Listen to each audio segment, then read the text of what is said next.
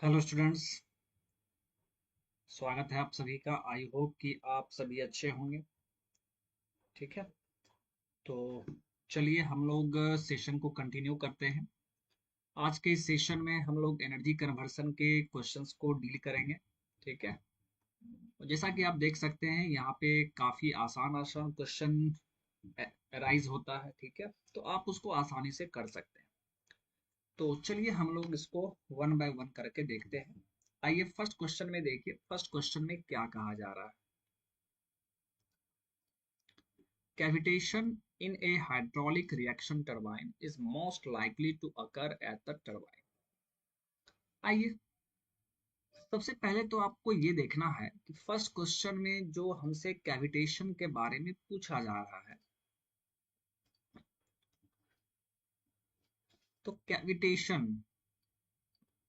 ये जो फेनोमेनन होता है ये सिर्फ रिएक्शन टरबाइन में होगा, सिर्फ रिएक्शन में होगा और किसी भी टरबाइन में ये नहीं होगा। ठीक है, और ये जनरली वहां पर होगा जहां पर प्रेशर काफी कम हो जाएगा, काफी कम हो जाएगा, तो वहां पर आपका कैविटेशन फेनोमेनन होगा।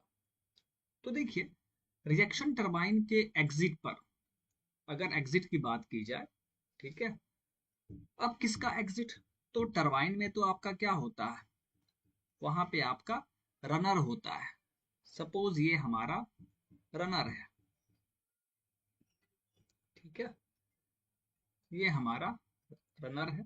रनर का मतलब क्या होता है, रोटेटिंग पार्ट्स। तो इसके एग्जिट पे मतलब यहाँ पे प्रेशर काफी कम हो जाता है, मतलब कैविटेशन होने का पॉसिबिलिटी जो है रिएक्शन टरबाइन में कहाँ पे होगा, तो ये होता है जनरली एग्जिट पे। अब आप यहाँ पे ऑप्शन के थ्रू जा सकते हैं। तो देखिए दो ऑप्शन में एग्जिट बोला है, एक में सिर्फ एग्जिट बोला गया है, एक में रोटर एग्जिट बोला गया है। रोटर का मतलब क्या है, जो रोटेटिंग पार्ट्स सॉरी, जो रोटेटिंग पार्ट्स होगा। तो यहाँ पर जो ये वाला पार्ट है जिसको हम लोग रनर बोल रहे हैं, ये क्या होता है, ये रोटेट करता है, तो आप इसको रोटर भी बोल सकते हैं। तो जो सबसे एग्जैक्ट आंसर यहाँ पे होगा वो क्या होगा, रोटर एग्जिट। बात समझ में आ रहा,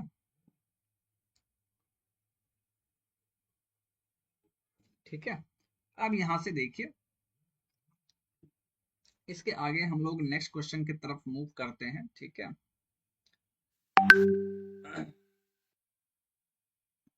चलिए एक सेकेंड हम लोग इसके आगे देख लेते हैं।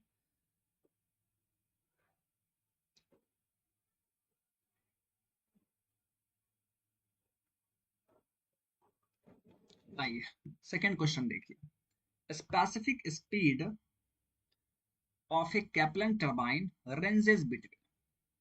अब इस क्वेश्चन में देखिए क्या बोला जा रहा है कि कैप्लन टरबाइन का स्पेसिफिक स्पीड का रेंज क्या होता है। ठीक, बहुत अच्छा। आइए सेकेंड क्वेश्चन में आपसे स्पेसिफिक स्पीड पूछा जा रहा है। तो specific speed is equal to, formula क्या होता है, N root P divided by H to the power 5/4, ये फॉर्मूला होता है। ठीक है, तो कैप्लन टरबाइन का स्पेसिफिक स्पीड बहुत ज्यादा होता है। कैप्लन टरबाइन का स्पेसिफिक स्पीड क्या होता है, बहुत ज्यादा होता है। ठीक है, मतलब हाई होगा, लार्ज वैल्यू होगा। ठीक है, और चूंकि कैप्लन टरबाइन का स्पेसिफिक स्पीड काफी हाई होता है, तो इसका मतलब है कि यहाँ पे जो डिनोमिनेटर आप देख रहे हैं ये क्या है, हेड। इसका मतलब हेड क्या होगा, हेड वहां पर लो होगा, हेड वहां पर क्या होगा, लो होगा। तो कैप्लन टरबाइन के बारे में आपको दो चीज ध्यान में रखना है, हेड लो होता है एंड स्पेसिफिक स्पीड क्या होगा, हाई होगा। बहुत अच्छा। और कैप्लन टरबाइन एक्चुअली किस टाइप का टरबाइन है, तो ये एक्सियल फ्लो टरबाइन है। एक्सियल फ्लो टरबाइन आपका कैप्लन टरबाइन। बात समझ में आ रहा है, तो यहां पर आप देखिए और इसका जो स्पेसिफिक स्पीड का जो वैल्यू होता है कैप्लन के लिए, ठीक है, वो 300 से 1000 के बीच में होता है। ये वैल्यू होता है कैप्लन टरबाइन के स्पेसिफिक स्पीड का। बट आप ऑप्शन के थ्रू जाएंगे तो आप यहाँ पे क्या देख रहे हैं, एक ऑप्शन है 300 टू 600, एक है 600 टू 1000। तो इसमें सबसे एग्जैक्ट आपका होगा 300 टू 600, यानी correct answer is option C. बात समझ में आ रहा? चलिए अब इसके आगे हम लोग करते हैं, इसके आगे हम लोग देखेंगे, ठीक है। आइए अब देखिए तीसरा क्वेश्चन। थर्ड क्वेश्चन में आपसे क्या बोला जा रहा है, Kaplan turbine is, Kaplan turbine क्या होता है। तो अभी जस्ट मैंने आपको यहाँ पर बताया हुआ है कि Kaplan turbine axial flow turbine होता है जिसमें हेड कितना होगा, लो हेड होगा। आइए तो आप सेकेंड ऑप्शन देख सकते हैं, a low head axial flow turbine. So correct answer is option B. आइए बहुत अच्छा, ठीक है। अब आप 4 नंबर क्वेश्चन देखिए। 4 नंबर क्वेश्चन आई थिंक मेरे हिसाब से बहुत ही इंपॉर्टेंट क्वेश्चन है, ठीक है। और इस एक क्वेश्चन से आपको यहाँ पर बहुत कुछ क्लियर होने वाला है और मैं आपको सारा तरीका बताऊंगा। आइए इस क्वेश्चन को पढ़िए।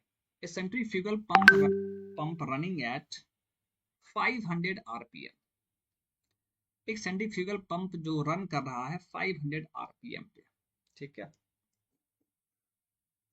4 नंबर क्वेश्चन, एन हमें दे रखा है 500 आरपीएम। बहुत अच्छा, फिर आगे पढ़िए। Head of 30 metre at flow rate of 60 litres per minute. Head हमें दे रखा है 30 मीटर एंड डिस्चार्ज दे रखा है 60 लीटर पर मिनट। बात समझ में आ रहा है? Okay, now if the RPM is changed to 1000, ठीक है, अगर आरपीएम चेंज हो जाए 1000 हो जाए, बहुत अच्छा, ये N1 था, अब N2 हो गया, N2 आपका 1000 आरपीएम हो जाए, तो आपसे पूछा जा रहा है कि बताइए then the head and discharge will be. तो अब आपसे हेड और डिस्चार्ज पूछा जा रहा है। पहले था हेड H1, पहले डिस्चार्ज था Q1, और अब आपसे हेड और डिस्चार्ज पूछा जा रहा है। आई होप कि आपको क्वेश्चन समझ में आ गया। जब 500 आरपीएम स्पीड था तो उस time head 30 metre, discharge 60 litre per minute. जब स्पीड डबल हो गया तब बताइए हेड कितना होगा, डिस्चार्ज कितना होगा। तो इस तरह का क्वेश्चन सेंट्रीफ्यूगल पंप में बहुत सारा पूछता है, ठीक है। तो इस तरह के क्वेश्चन को आप कैसे बनाइएगा, तो ध्यान से सुनिएगा मेरी बात को। यहाँ पे 3 तरह का यूनिट क्वांटिटीज होता है। एक को हम NU लिखते हैं, एक को हम QU लिखते हैं, और एक को हम लोग PU लिखते हैं। NU को बोलते हैं यूनिट स्पीड, और ये होता है N/√h, N/√h। फिर होता है यूनिट डिस्चार्ज, ये भी होता है डिस्चार्ज/√h। फिर है यूनिट पावर, ये क्या होगा, power divided by h to the power 3/2। और ये तीनों जो यूनिट क्वांटिटीज है, ये सेम होगा। मतलब चाहे स्पीड चेंज हो जाए, हेड चेंज हो जाए, उससे कोई मतलब नहीं है, आपका यूनिट स्पीड सेम रहेगा। इसका मतलब ये हुआ कि इनिशियली जितना यूनिट स्पीड होगा उतना ही बाद में भी यूनिट स्पीड होगा। यूनिट स्पीड में किसी भी तरह का चेंजेस नहीं होगा। अब आप यहां से सॉल्व करेंगे तो आपको यहां से H2 निकल जाएगा। कैसे? क्रॉस मल्टीप्लाई कीजिए, √H2/√H1 इज इक्वल टू क्या होगा, N2/N1। N2 कितना है 1000, N1 कितना है 500, इज इक्वल टू 2 हो गया। यहां से H2 by H1 square root is equal to 2। दोनों तरफ स्क्वायर कर देंगे तो H2 by H1 is equal to 4। H1 कितना है 30, सो H2 इज इक्वल टू क्या हो गया 120 मीटर।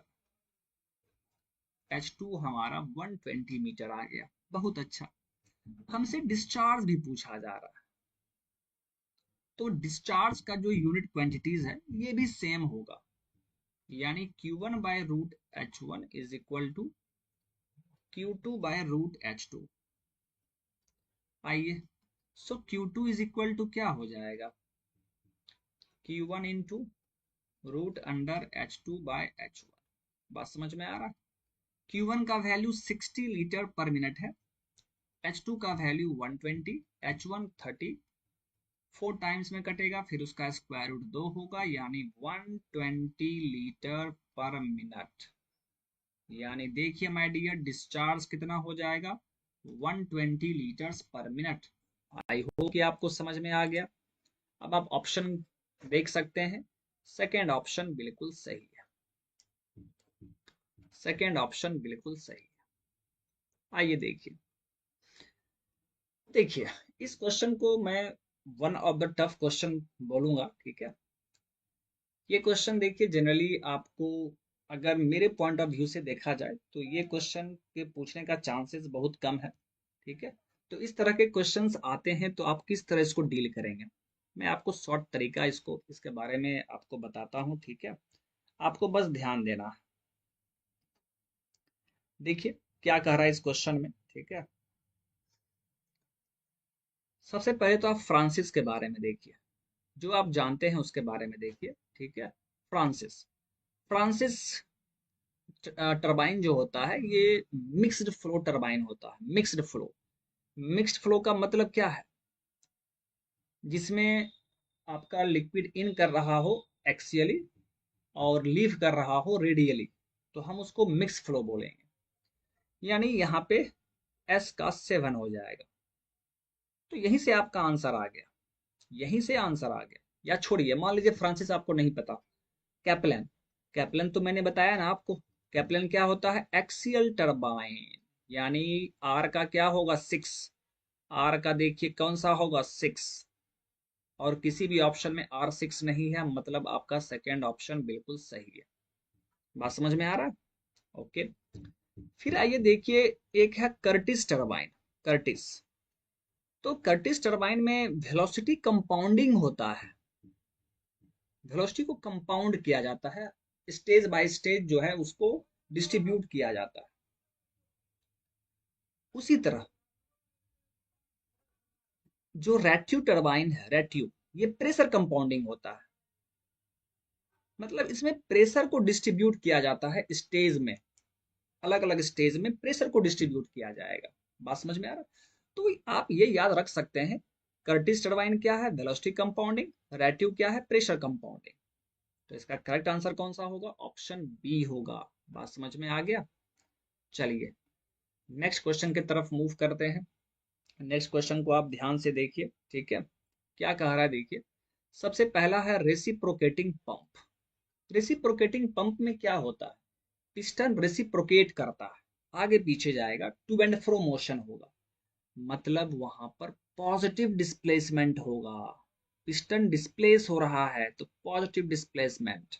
रेसिप्रोकेटिंग पंप को हम पॉजिटिव डिस्प्लेसमेंट पंप भी बोलते हैं। बात समझ में आ रहा है। ये तो हो गया पॉजिटिव डिस्प्लेसमेंट। अब आइए, फिर यहां पर क्या है देखिए, axial flow pump. Axial flow pump, axial flow pump जो होता है माय डियर, उसमें फ्लो रेट बहुत ज्यादा होता है। फ्लो रेट उसमें क्या होगा, बहुत ज्यादा होगा, और प्रेशर रेशियो कम होता है, ठीक है। यानी Q का 5 होगा एंड P का 3 होगा। फिर आइए, फिर यहाँ पे देखिए, माइक्रो हाइडल प्लांट, मतलब ये एक ऐसा प्लांट है जिसका आउटपुट जो होता है ना वो थोड़ा कम होता है, थोड़ा कम होता है। तो इसका मतलब ऑप्शन के थ्रू जाइए, कह रहा है 100 किलोवाट से इसका पावर आउटपुट कम होगा। बिल्कुल सही बात है, ठीक है। फिर जो लास्ट ऑप्शन है, सॉरी लास्ट जो आपका लिस्ट है backward curved veins. Backward curved veins जो किस किस डिवाइस में या कि कहाँ पर बैकवर्ड कर्व्ड वेन्स यूज होता है? तो सेंट्रीफ्यूगल पंप के इम्पेलर का जो ब्लेड होता है वो बैकवर्ड कर्व्ड वेन्स होता है। आखिर बैकवर्ड कर्व्ड वेन्स क्यों होता है? ताकि पावर आउटपुट कम हमें देना पड़े, पावर कंजम्पशन कम हो, इसीलिए हम बैकवर्ड कर्व्ड वेन्स यूज करते हैं। ये पॉइंट भी याद रखना है। हम लोग सेंट्रीफ्यूगल पंप में फॉरवर्ड कर्व्ड वेन्स यूज नहीं करते हैं, हम लोग बैकवर्ड यूज करेंगे ताकि पावर आउटपुट कम हो। तो अब आप जब ऑप्शन के थ्रू जाएंगे तो आप क्या देखेंगे? ऑप्शन सी आपका बिल्कुल सही है। बात समझ में आ रहा है? चलिए, बहुत अच्छा। अब आइए, अब इस क्वेश्चन को देखिए। इस क्वेश्चन को थोड़ा सा ध्यान से देखना है, ठीक है? इस क्वेश्चन में आपसे क्या कहा जा रहा है? पहले जो गिवन है उसको हम लिखेंगे। ये आपका न्यूमेरिकल है। In a Pelton wheel the bucket peripheral speed is 10 metre पर सेकेंड। ठीक है, 7 नंबर क्वेश्चन, आइए देखते हैं। द बकेट स्पीड, बकेट मतलब वैन का स्पीड, उसको हम यू से डिनोट करते हैं। ये हमें दिया हुआ है 10 मीटर पर second.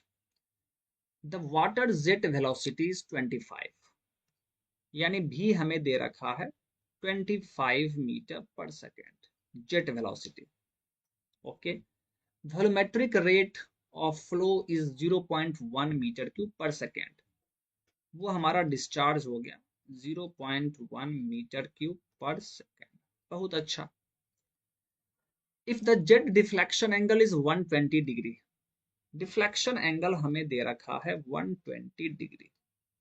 Okay, and the flow is, ये सेल्सियस यहाँ पे गलती से आ गया है, and the flow is ideal, then the power developed is, तो बताओ कितना पावर डेवलप्ड होगा?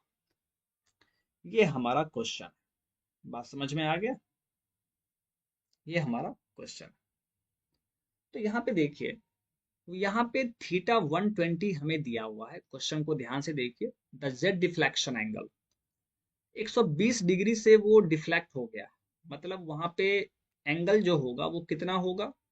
180 में 120 माइनस कर दीजिए, कितना मिलेगा हमें? 60 डिग्री। क्योंकि 120 डिग्री से डिफ्लेक्ट हुआ है ना जी, तो एक्चुअली वहां पे एंगल कितना होगा? 60 डिग्री का एंगल होगा। बहुत अच्छा। अब यहां से देखिए, हमसे पावर पूछ रहा है, तो पावर का डायरेक्ट फॉर्मूला मैं आपको यहाँ पे लिखता हूँ, आपको ध्यान में रखना होगा, ठीक है? पावर का फॉर्मूला होता है रो इंटू क्यू इंटू भी माइनस यू। ठीक है, रो इंटू क्यू इंटू भी माइनस यू। ठीक है, फिर यहाँ पर आप 1 प्लस कॉस फाइव इंटू क्या होगा? यू। रो क्यू भी minus you 1 plus cos five into. ठीक है, तो ये पावर डेवलप्ड का माय डियर फॉर्मूला होता है। अब आपके पास सारा वैल्यूज है, आप वैल्यूज पुट कर सकते हैं। आइए देखिए, रो यहाँ पर क्या है? डेंसिटी ऑफ वाटर 1000 होता है। डिस्चार्ज कितना है? 0.1। भी आपका 25, यू है 10। 1 प्लस कॉस 60, डायरेक्ट मैं लिख दूं कॉस 60। कॉस 60 कितना होगा जी? कॉस 60 1/2 होगा ना, और यू कितना है? 10। देखिए तो कितना आता है इसका वैल्यू, यानी 1000 इंटू 0.1 इंटू 15 इंटू 3/2 इंटू 10। ये यहाँ से हटेगा तो एक जीरो आएगा, ये कैंसल आउट। ठीक है, 2 से यहाँ पे 500 और मल्टीप्लाई कीजिए तो 15 3 जा 45, 45 5 जा 225 00 वाट, यानी ये आ गया 22.5 किलो वाट। मतलब वहां पर पावर डेवलप्ड कितना होगा? 22.5 किलो वाट। आपका करेक्ट आंसर क्या होगा? Option C. बात समझ में आ गया? चलिए नेक्स्ट क्वेश्चन की तरफ मूव करते हैं। A hydraulic turbine develops 1000 kilowatt power for a head of 40 metre. एक टरबाइन है जो कि 1000 किलोवाट डेवलप कर रहा है for a head of 40 metre. आइए देखिए, आसान क्वेश्चन है, आप इसको आसानी से कर सकते हैं। पावर डेवलप कर रहा है 1000 kilowatt for a head of 40 metre. बहुत अच्छा, for a head of 40 metre. If the head is reduce to 20, the power developed is. अगर हेड को हम घटा दें, 20 कर दें, तो बताइए पावर कितना होगा।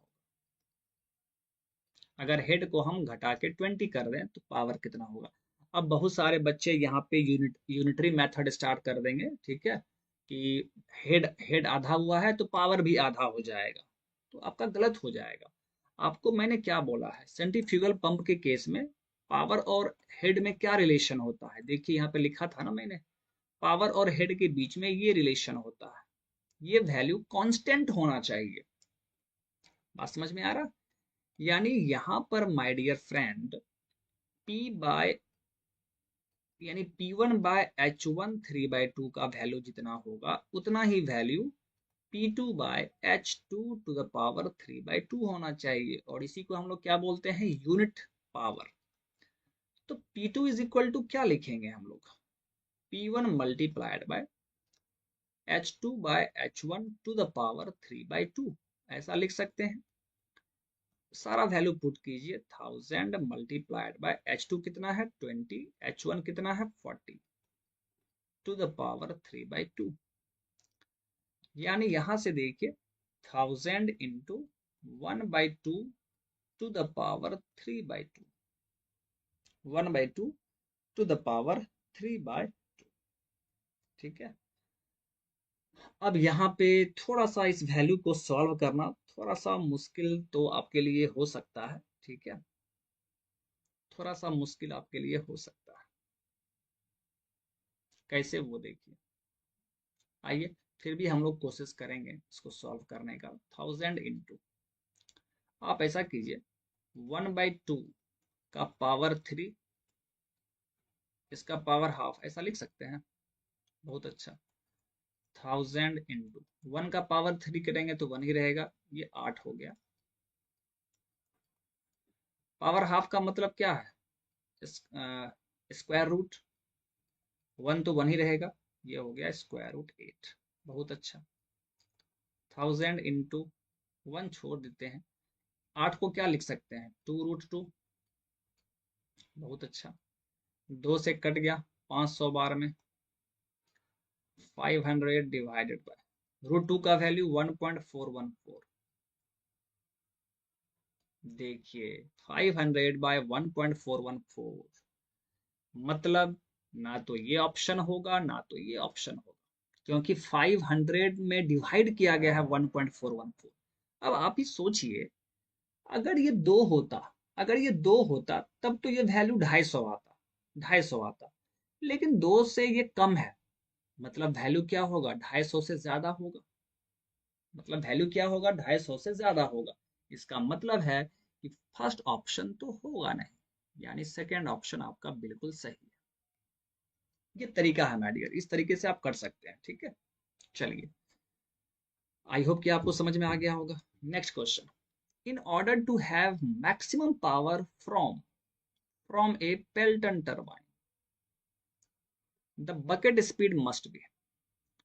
कह रहा है कि यदि आपको पेल्टन टरबाइन से मैक्सिमम पावर चाहिए तो बकेट स्पीड क्या होना चाहिए। बकेट स्पीड को आपको याद होगा हम लोग यू से डिनोट करते हैं और जेट स्पीड को भी से। तो अगर बकेट स्पीड जेट स्पीड का हाफ हो जाए,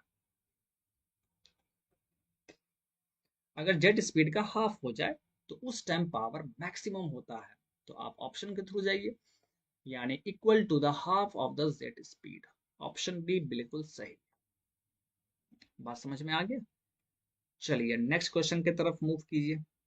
आइए, सबसे पहले देखिए, मैं नीचे से शुरुआत करता हूं ताकि आपको भी यही करना है, ठीक है।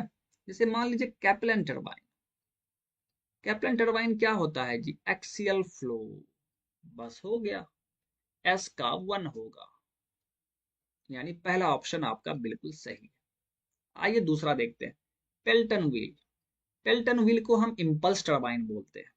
तो देखिए fourth option pure impulse, R का 4 हो गया।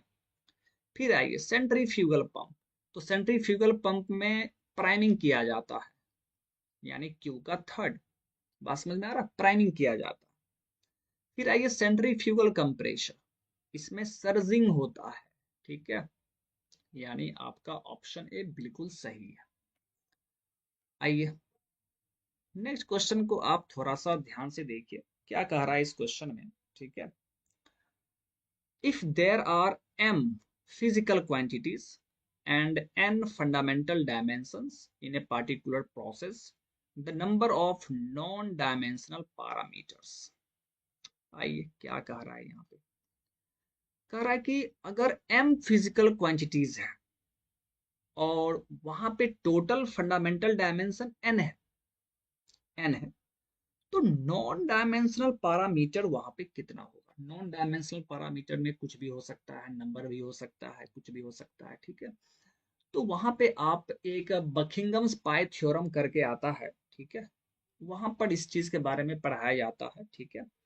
तो आपको याद होगा बकिंगम्स पाई थ्योरम में जो number of non dimensional parameter होता है वो फिजिकल क्वांटिटीज जितने प्रेजेंट है वहां पे माइनस जितने फंडामेंटल डायमेंशन है, दोनों को माइनस करना होगा, इतना ही नॉन डायमेंशनल पैरामीटर वहां पे होता है। So correct answer is option C. बात समझ में आ गया।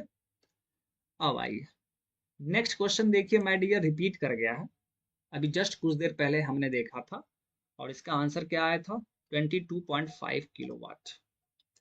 फिर इसका भी जो नेक्स्ट क्वेश्चन है ये भी रिपीट किया है माय डियर, और इसका भी आंसर कितना आया था 354। आई होप कि आपको याद होगा, ठीक है, ये हमारा आया था, बहुत अच्छा, ठीक है। चलिए अब यहां से हम लोग आगे बात करते हैं, नेक्स्ट क्वेश्चन देखिए। नेक्स्ट क्वेश्चन अच्छा क्वेश्चन है, कह रहा a pump handling a liquid raises its pressure from 1 bar to 30 बार। कह रहा है एक पंप लिक्विड को, जिस लिक्विड को हैंडल कर रहा है उसका प्रेशर पहले 1 बार था फिर 30 बार हो गया। बहुत अच्छा, आइए यानी 14 नंबर 14। P1 आपका 1 बार है एंड P2 कितना है 30 बार। बहुत अच्छा। डेंसिटी 990, डेंसिटी कितना है my dear 990 kg per meter cube। बहुत अच्छा। The isentropic specific work done by the pump in kilojoule per kg. आपसे स्पेसिफिक वर्क डन पूछा जा रहा है, ठीक है, ठीक, हम लोग को वर्क डन पूछा जा रहा है, हम लोग निकालेंगे। पंप के केस में हमें हमसे वर्क पूछा जा रहा है। आइए ध्यान दीजिएगा, वर्क बराबर क्या होता है आपको याद होगा, वर्क बराबर होता है आपका V इंटू डी, ये स्मॉल v है, स्मॉल v इंटू डी।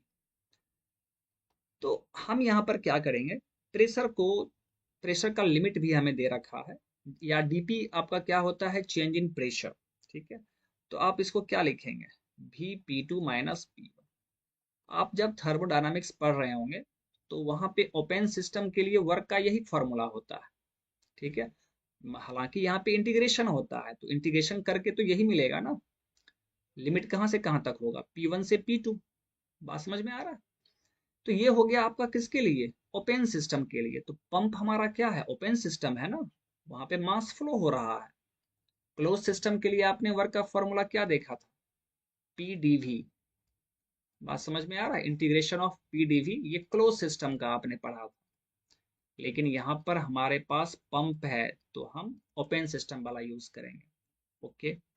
अब यहां से देखिए, ये स्पेसिफिक वॉल्यूम है। स्पेसिफिक वॉल्यूम क्या होता है, वॉल्यूम बाय मास। डेंसिटी क्या होता है, मास बाय वॉल्यूम। दोनों में क्या रिलेशन है, तो आप लिख सकते हैं specific volume is equal to 1 by density, यानी ये क्या हो गया P2 माइनस P1 बाय रो। अब आपके पास सारा वैल्यूज है, सारा वैल्यूज है। P2, P2 कितना है? 30 बार, 30 बार है। ठीक, आइए तो 30 बार को आप किलो पास्कल में लिखिए, यानी ये हो जाएगा 30 इंटू 100, इतना किलो पास्कल होगा। माइनस 1 बार है यानी 100 किलो पास्कल। डेंसिटी कितना है? 990। अब हम प्रेशर को लिख रहे हैं किलो पास्कल में, इसका मतलब यूनिट क्या होगा? किलो जूल होगा। आइए, ये हो गया 2900 बाय 990। बात समझ में आ गया? ठीक है, आइए तो ये 3 से थोड़ा कम होगा, आप इसको लगभग 3 बोल सकते हैं, लगभग 3 है ये। ठीक है, ये लगभग 3 है। आप ऑप्शन के थ्रू चेक कर सकते हैं। अच्छा देखिए, ऑप्शन में 2.93 आपको दिया हुआ है। ठीक है, 2.93 आपको दिया हुआ है, सो करेक्ट आंसर क्या होगा? Option D. बहुत अच्छा। चलिए इस क्वेश्चन को देखिए, इस क्वेश्चन में क्या कह रहा है। ठीक है,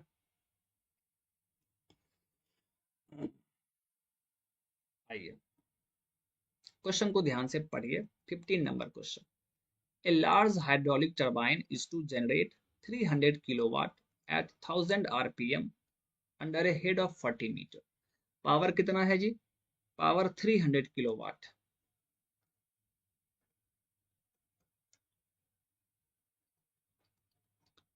पावर आपका 300 किलोवाट। ठीक है, उसके बाद देखिए आरपीएम 1000 है, 1000 आरपीएम है। बहुत अच्छा। फिर हेड है 40 मीटर, हेड है 40 मीटर। बहुत अच्छा। अब आइए, for initial testing scale model 1:4 है and operates under head 10 metre. ये H1 था, अब H2 जो है वो 10 मीटर है। H2 कितना है? 10 मीटर। तो power generated by the model, तो बताइए ये P1 था, ये N1, तो power generated by the model will be, power generated by the model will be. और ये जो रेशियो 1:4 का दे रखा है, मतलब वो प्रोटोटाइप एंड मॉडल का जो रेशियो है वो 4 है, 4 है। बात समझ में आ रहा है? तो इतना चीज हमें दिया हुआ है, हमें P2 निकालना है, हमें P2 निकालना है। ठीक है, चलिए हम लोग निकालेंगे। लेकिन एक चीज गौर कीजिए, हमें N2 नहीं दिया हुआ है, N2 नहीं दिया हुआ।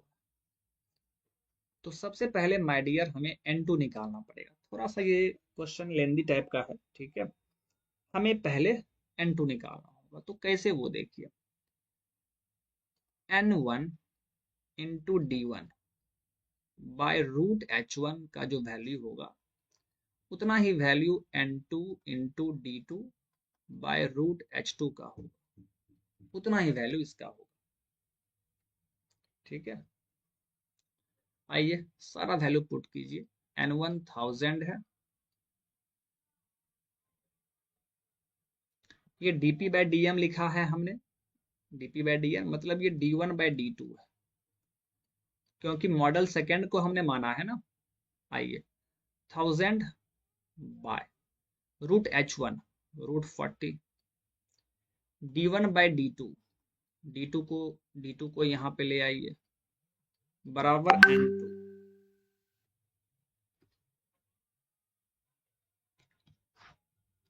ठीक है, अब यहां से देखिए,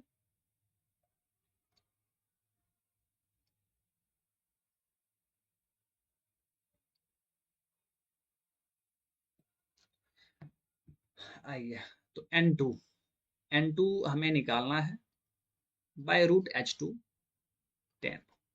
ये वैल्यू हम जानते हैं 4 है, यानी 1000 into 4 by root 40 is equal to N2 by root 10।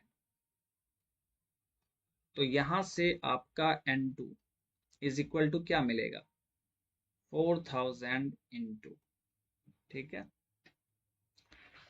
4000 into √10/40, ठीक है, √10/40। तो यहां से ये आ गया 1/2 यानी 2000 आरपीएम। N2 निकल गया हमारा 2000 आरपीएम। अब हमें पावर निकालना है, तो पावर के लिए आप जानते हैं, अब हम स्पेसिफिक स्पीड को बराबर कर देंगे ns1 is equal to ns2। देखिए ये थोड़ा सा टफ टाइप का क्वेश्चन हो गया, ऐसा क्वेश्चन तो आपको एग्जाम में नहीं आएगा, फिर भी देख लीजिए। स्पेसिफिक स्पीड अब हमें सेम करना होगा, ठीक है, यानी 1 का जितना होगा N1 √P/H1 5/4, यही होना चाहिए मॉडल के लिए भी N2 √P2, ये P1 हो गया, डिवाइडेड बाय H2 5/4, ठीक है। सारा वैल्यू हमें मालूम है, हम यहाँ से P2 डायरेक्ट निकाल लेंगे, ठीक है। तो आइए P2/P1 square root is equal to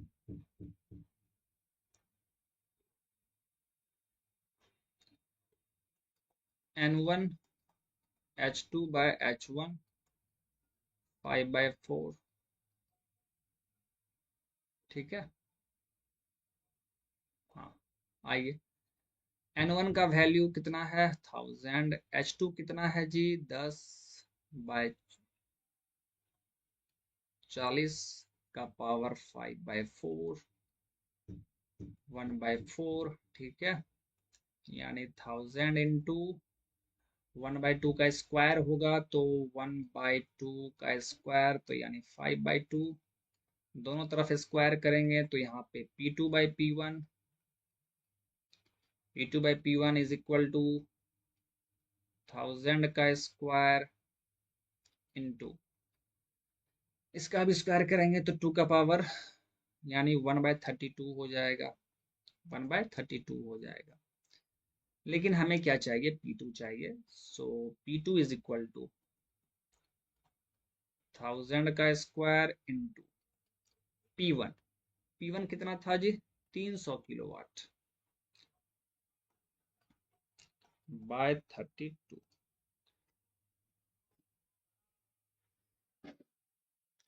कुछ तो कहीं पे गड़बड़ हुआ है जी, कुछ तो यहाँ पे गड़बड़ हुआ है कैलकुलेशन में, ठीक है। आप एक बार चेक कर लेंगे कैलकुलेशन कहीं पे कुछ हुआ है, ठीक है। आप इसको एक बार चेक कीजिए, लगता है क्रॉस मल्टीप्लाई करने में यहाँ पे कहीं दिक्कत हुआ है, यहाँ पे कहीं आप चेक कीजिए, ठीक है। और जब आप इसको सॉल्व कीजिएगा, ठीक है, तो इसका जो आंसर आएगा P2 का ये 2.34 आता है, 2.34 किलोवाट। तो आप एक बार इस क्वेश्चन को देख लीजिए, खुद से प्रैक्टिस कर लीजिए, ठीक है। हालांकि इस क्वेश्चन को पूछने का चांसेस बहुत कम है, ठीक है। तो इसका करेक्ट आंसर क्या होगा, ऑप्शन ए। आइए नेक्स्ट क्वेश्चन देखिए। Kaplan water turbine is commonly used when the flow through it's runner is. Kaplan turbine का यूज कब करेंगे, आपको पहले से बता रखे हैं कि एक्सियल होता है और हेड कितना होता है, कम होता है, लो हेड होता है, तो लो हेड तो इसी में है, यानी ऑप्शन बी। फर्स्ट ऑप्शन में हेड ज्यादा है, ठीक है, वो नहीं होगा, so correct answer is option B. बात समझ में आ रहा है। अब आइए, अब है एयर वेसल्स, ठीक है। अब देखिए यहाँ पे एयर वेसल रेसिप्रोकेटिंग पंप में जो हम यूज करते हैं, कहाँ पे यूज करते हैं, कहाँ पे यूज करते हैं, ये आपसे पूछा जा रहा है, ठीक है। आइए, रेसिप्रोकेटिंग पंप में जो हम एयर वेसल यूज करते हैं ना, वो डिलीवरी पाइप में फिट करते हैं, डिलीवरी पाइप में फिट करेंगे, मतलब दो फिट करते हैं, एक डिलीवरी पाइप में और एक सक्शन पाइप में सक्शन भाल्व के नजदीक फिट करते हैं। बात समझ में आ रहा है। फिर आपके मन में सवाल चल रहा होगा कि सर क्यों फिट करते हैं, एयर वेसल का काम क्या है। तो देखिए, जब भी हमें कंटिन्यूअस सप्लाई चाहिए, मतलब फ्लो रेट हमें कांस्टेंट चाहिए, ठीक है, अगर हमें चाहिए कि कंटिन्यूअस सप्लाई ऑफ लिक्विड वहां पर हो और वो भी कांस्टेंट रेट से, तो हम लोग एयर वेसल का यूज करते हैं। बात समझ में आ रहा है। तो ये क्वेश्चन काफी इंपॉर्टेंट है, आपसे पूछा जाएगा कि एयर वेसल का यूज हम क्यों करते हैं, ठीक है। तो बहुत सारा रीजन है, उसमें से एक रीजन ये है, सबसे बेसिक रीजन, कि हमें कंटिन्यूअस सप्लाई ऑफ फ्लूइड चाहिए। तो इसका आंसर क्या होगा? Option C, fitted in the delivery pipe. बात समझ में आ रहा? चलिए नेक्स्ट क्वेश्चन की तरफ मूव कीजिए। ठीक है, इसमें कह रहा है the duplex feed pump. Duplex feed pump क्या होता है, ये आपसे पूछा जा रहा है। ठीक है, तो देखिए डुप्लेक्स फीड पंप कहाँ पे यूज होता है? ये स्टीम बॉयलर में यूज होता है। कहाँ पे यूज होगा जी? स्टीम बॉयलर्स में। बात समझ में आ रहा? और ये एक तरह का रेसिप्रोकेटिंग पंप होता है। डुप्लेक्स डुप्लेक्स फीड पंप जो है ये एक रेसिप्रोकेटिंग पंप है, और ये डबल एक्टिंग होता है। डबल एक्टिंग, डबल एक्टिंग का मतलब क्या है? इसमें वाटर दोनों तरफ से एक्ट करेगा। इसमें वाटर क्या होगा जी? दोनों तरफ से एक्ट करेगा। ठीक है, इसीलिए इसको डुप्लेक्स बोला गया। बात समझ में आ रहा? और इसका यूज हम लोग स्टीम बॉयलर में करते हैं। और स्टीम बॉयलर में हम इसका यूज क्यों करते हैं? ताकि बॉयलर को एक कांस्टेंट रेट से फीड वाटर मिलता रहे। बात समझ में आ रहा? पंप है ना जी, तो उसका काम ही है वाटर प्रोवाइड करना। तो इतना चीज आपको ध्यान में रखना होगा। 19 नंबर क्वेश्चन तो काफी आसान है जी। Which of the following is a positive displacement pump? मैंने आपको पीछे भी बताया था, यानी रेसिप्रोकेटिंग पंप होगा इसका करेक्ट आंसर। फिर आइए नेक्स्ट क्वेश्चन। हाँ देखिए, आ गया ना? आ गया क्वेश्चन। ठीक है, हाँ, रेसिप्रोकेटिंग पंप में एयर वेसल का यूज क्यों किया जाता है? तो पहला चीज मैंने आपको क्या बताया था कि कंटिन्यूअस फ्लो ऑफ लिक्विड के लिए एट ए यूनिफॉर्म रेट हम लोग एयर वेसल का यूज करते हैं। या एक्सेलरेशन एंड फ्रिक्शन हेड को घटाने के लिए, एक्सेलरेशन एंड फ्रिक्शन हेड को घटाने के लिए, टू रिड्यूस, घटाने के लिए हम लोग क्या करते हैं? एयर वेसल का यूज करते हैं। तो आपको मैंने यहाँ पे, ठीक है, दो कारण बताया है कि एयर वेसल का यूज क्यों करते हैं। और एक और चीज, ये जो एक्सलरेशन और फ्रिक्शन हेड को घटाता है ना, उसका मकसद ये है ताकि पावर इनपुट हमें कम देना पड़े। पंप को तो हमें पावर देना पड़ेगा ना जी, तो पावर इनपुट हमें कम देना पड़े, इसीलिए वहां पे एयर वेसल लगाते हैं। वो क्या करता है? एक्सलरेशन एंड फ्रिक्शन हेड को घटाता है। So correct answer is option D. आइए नेक्स्ट क्वेश्चन देखिए my dear. What is the discharge capacity of the reciprocating pump as compare to the centrifugal pump?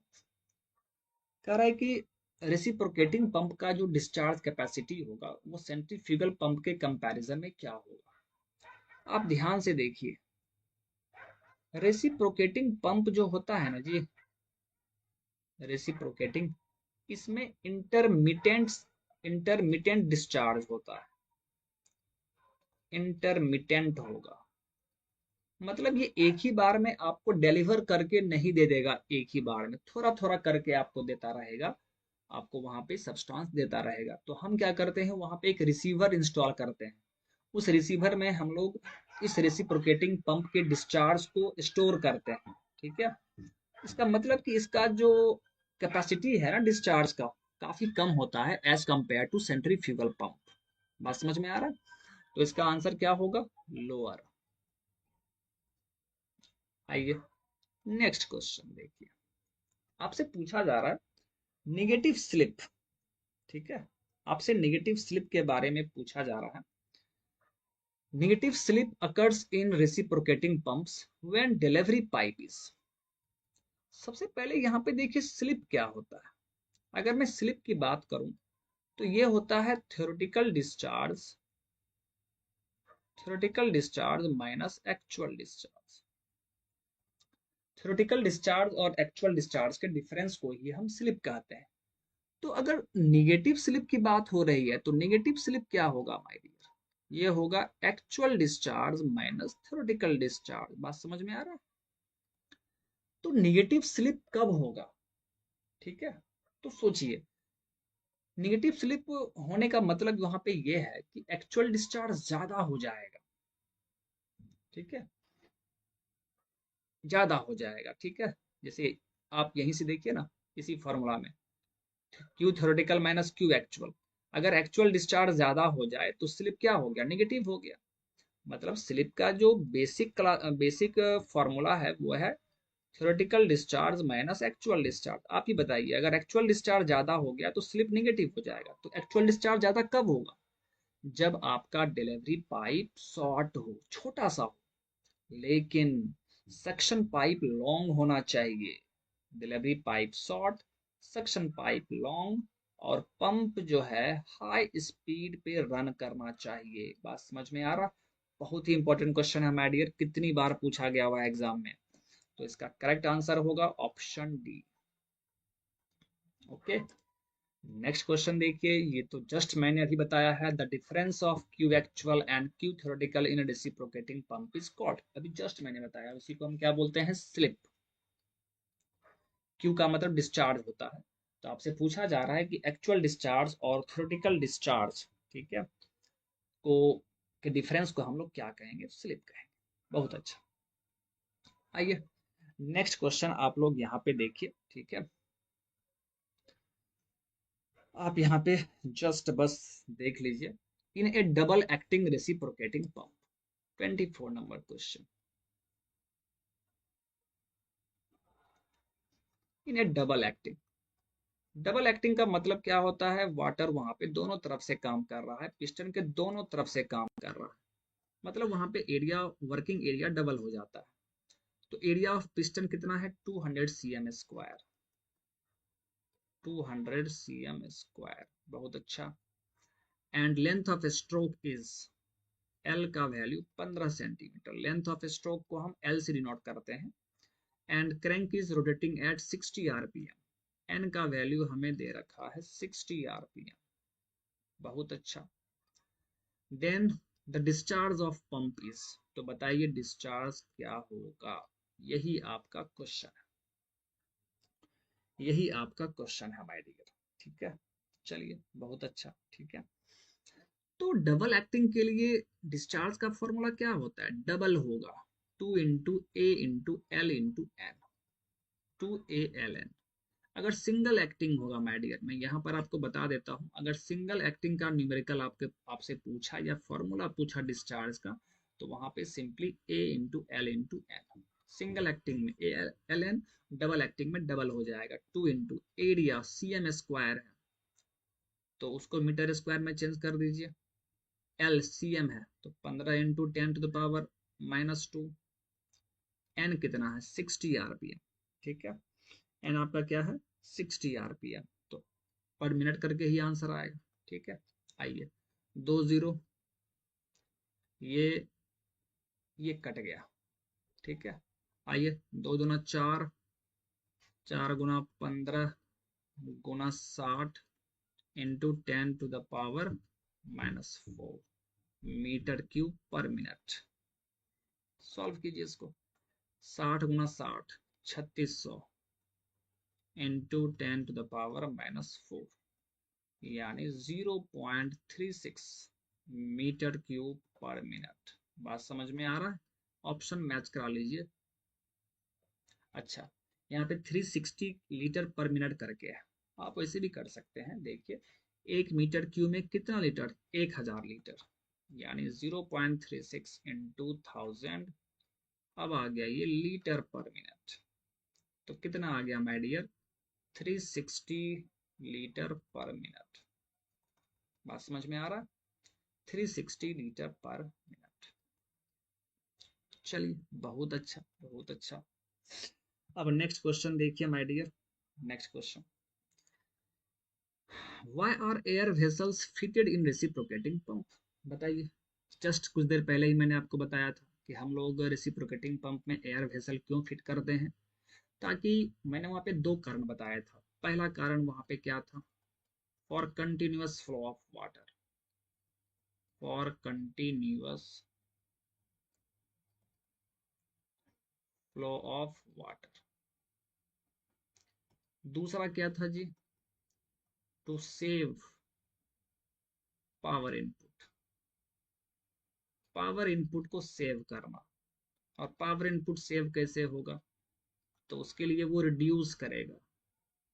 To reduce friction head, मतलब loss of head friction के कारण जो होगा, to reduce friction head and acceleration head. बात समझ में आ रहा है? तो इसका आंसर कौन सा होगा?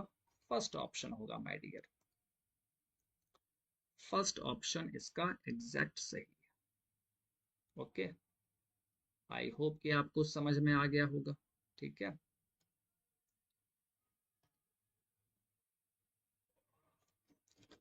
तो चलिए, ठीक है, ये आपका लास्ट क्वेश्चन था। ठीक है, आई होप कि आपको इसका सॉल्यूशन अच्छे तरीके से समझ में आ गया है। ठीक है, तो इस सेशन को हम लोग यहीं पर स्टॉप करते हैं। ठीक है, इस सेशन को हम लोग यहीं पर स्टॉप करते हैं। ठीक है, और इसके आगे फिर हम लोग नेक्स्ट सेशन में देखेंगे। ठीक है, आई होप कि आपको सभी क्वेश्चंस अच्छे तरीके से समझ में आ गया होगा। ठीक है, तो इस सेशन को हम लोग अब यहीं पर स्टॉप करते हैं। ओके, चलिए, thank you my dear, thank you, bye bye.